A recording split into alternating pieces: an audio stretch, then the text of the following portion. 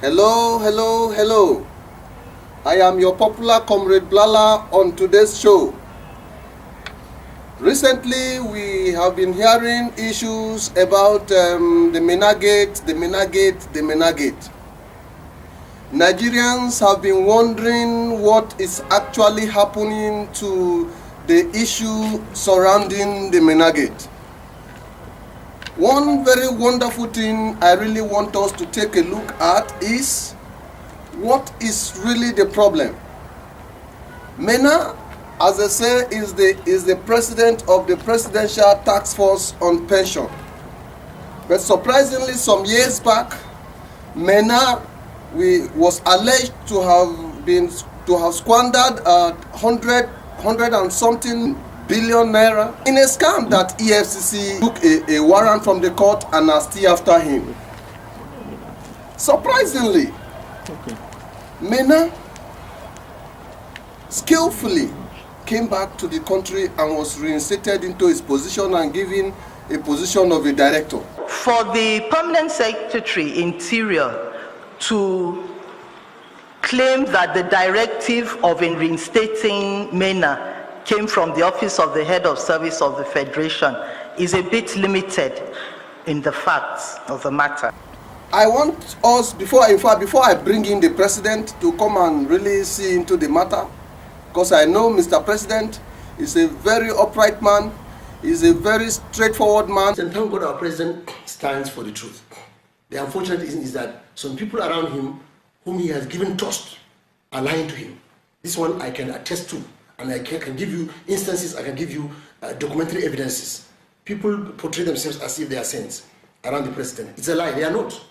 In fact, my father told me Buhari is a no-nonsense general.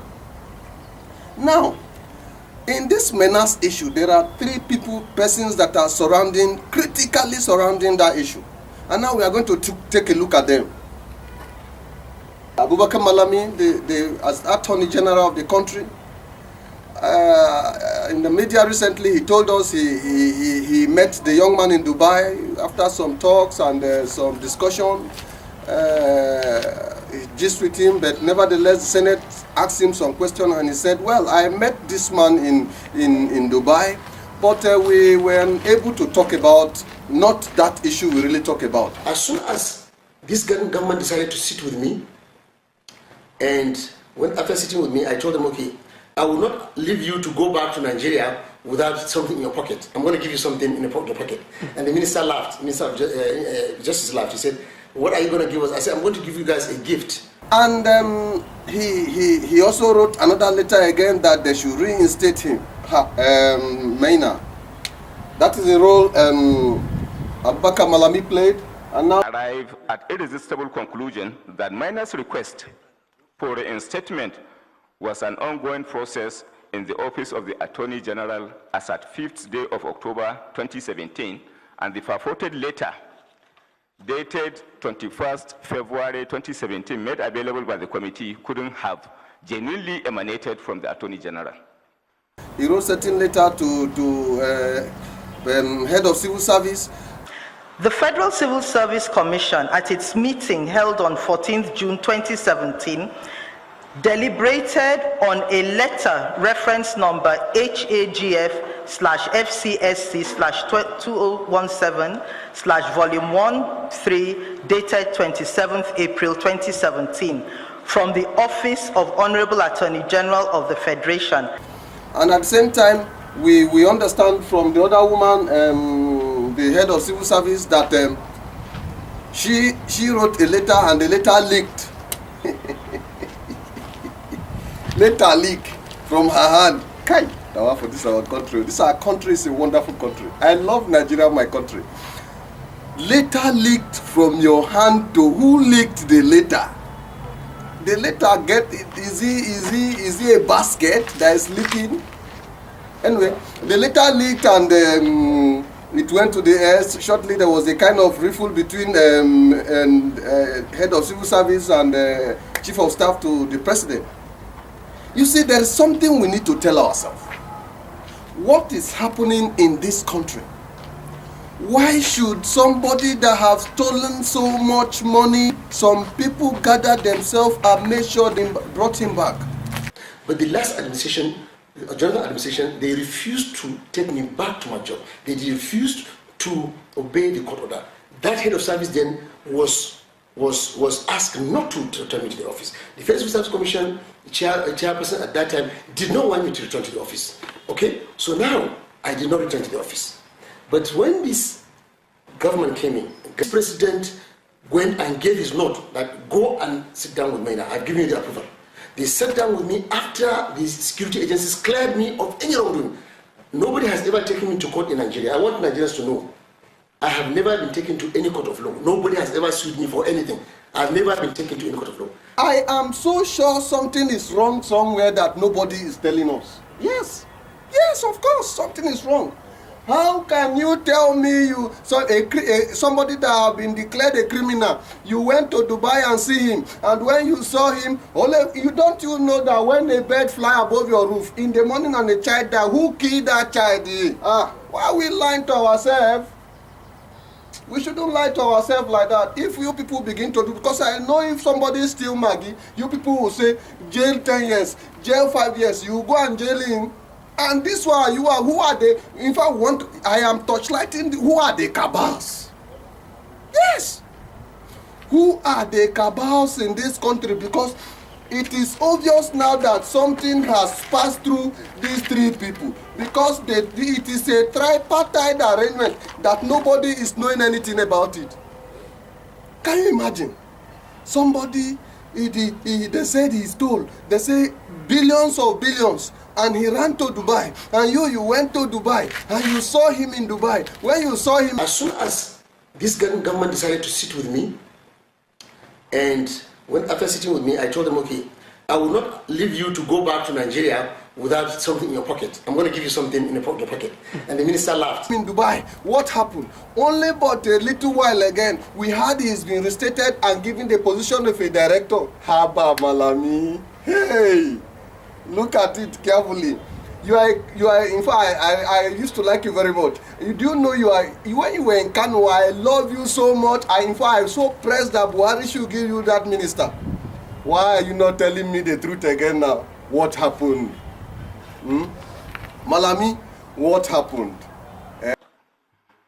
I have gone through the associated files and records in the office and wish to confirm to the committee that no such antecedents exist in relation to the purported letter dated 21st February 2017. You see, there's one thing you don't understand. When you are doing all these things, Nigerians are watching. We are getting wiser on a daily basis. Yes! You see, we are getting wiser and things are opening up. You see, and you too, don't forget, your children are watching you. Your children are watching, they are looking at you. Small time they'll say, Daddy, what happened? Tell us the truth inside this bedroom. Don't allow people to, your integrity is too big for people to begin to choke hand and soil it. No.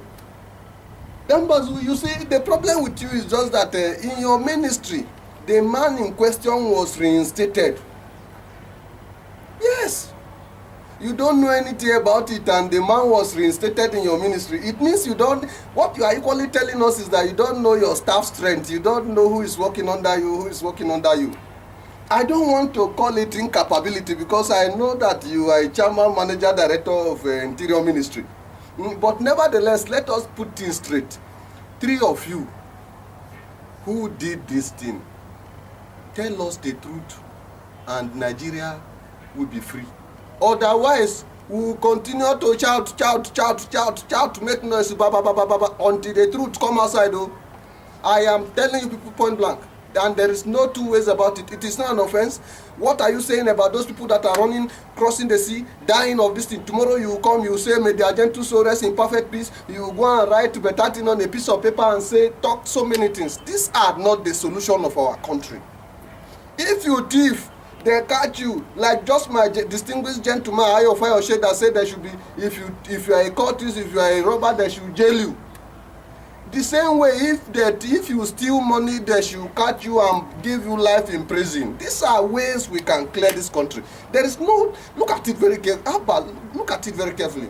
And Mr. President, I love you very perfectly. My father told me about you. And my ideology rhyme with your own, and that is why I voted for you. And the fact that I voted for you, it means that I want you to fight corruption with better blow, not chiki chiki. Better blow, you fight corruption. Maina, think about it. Malami, think about it. My gentlewoman, think about this thing. Are they good? Are they good? How can the bird fly above somebody's roof and child die, and we will not say is that bird that killed the child? Is that bird? Until I come your way next time. But it's just that I have given plea again to a lot of people all this while, and that is why I don't like coming with my blala. Otherwise, all these things, they are turning my stomach, that I intend to cut a very solid kobok blala that I will blala all this nonsense out of our Nigeria. And those of you that go to Mediterranean Sea, that say you want, there is nothing abroad. Nigeria is sweet. I love Nigeria, my country. To be faithful, loyal, and honest. To serve Nigeria. These are good statements, sweet for the ear. Stay here and let us make money together. Money will come. Until I come your way next time, I am your popular comrade, Blala. Thank you.